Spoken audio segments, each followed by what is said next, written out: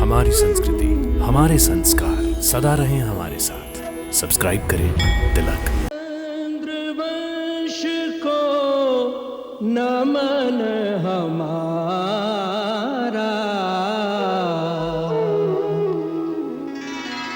जहाँ से चली यदुवंश की धारा।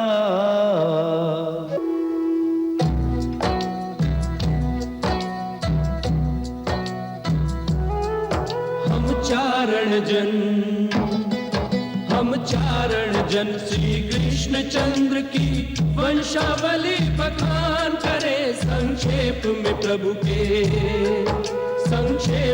प्रभु के पूर्वजों की गरिमा का गुणगान करे। हम चारण जन विराट पुरुष नारायण के नाभि कमल से ब्रह्मा जी उपजे। ब्रह्मा से उत्पन्न अत्रि ऋषि, अत्रि नेत्र से प्रगटे चंद्रमा, और चंद्रवंश में ही आगे चलकर हुए महाराज ययाति, और उनके पुत्र हुए महाप्रतापी यदु। यदु के कारण यह कुल यदुवंश कहाए। यदुवंश की गौरव गाथा कहीं न जाए। श्री शूरसेन वसुदेव इसी के जाए। वसुदेव देव की कारण कौन चुकाए। वे धन्य धन्य है, वे धन्य धन्य जिनके घर आकर जन्म ग्रहण भगवान करे। हम चारण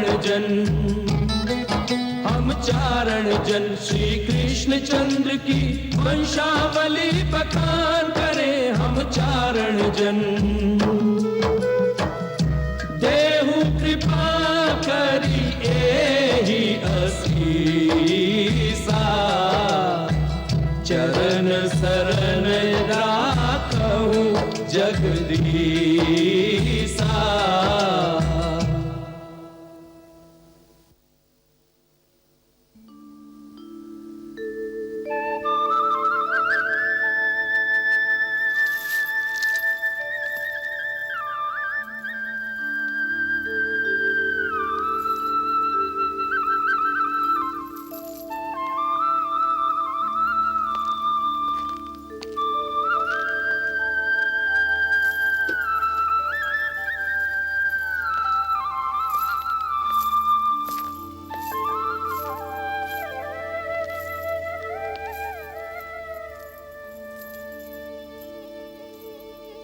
प्रभु, आपने आज्ञा दी थी कि इस भूखंड के समस्त राजाओं को एक राजपत्र के द्वारा सूचित कर दिया जाए कि आपने द्वारका नाम के एक राज्य की स्थापना कर दी है, ताकि मथुरा से आपके इस प्रकार अचानक अदृश्य हो जाने से आपके जो मित्र अथवा भक्तजन आपके बारे में चिंता करते होंगे, वे सब आश्वस्त हो जाएं कि आप दोनों द्वारका में सकुशल विद्यमान हैं।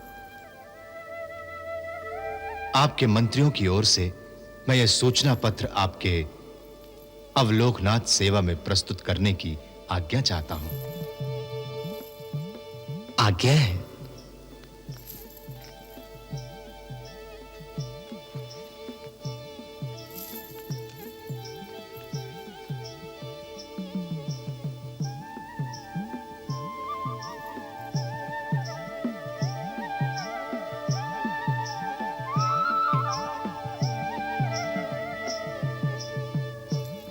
आप लोगों ने बहुत सुंदर पत्र लिखा है, परंतु हमारे विचार में इसमें एक मुख्य बात की कमी है। वो क्या प्रभु? इसमें अन्य सभी सूचना तो आपने दे दी है, परंतु एक मूल सूचना नहीं दी कि इस नए द्वारिका राज्य की राजनीति क्या होगी।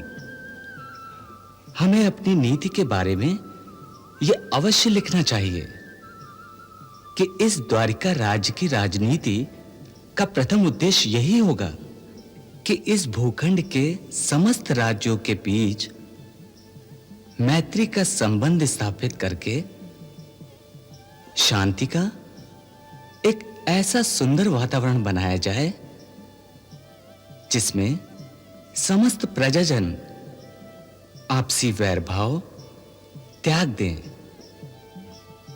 और सभी निर्भय होकर बिना किसी डर के अपना अपना जीवन सुख से बिता सकें।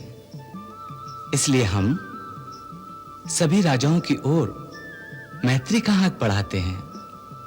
जैसी आपकी आज्ञा प्रभु।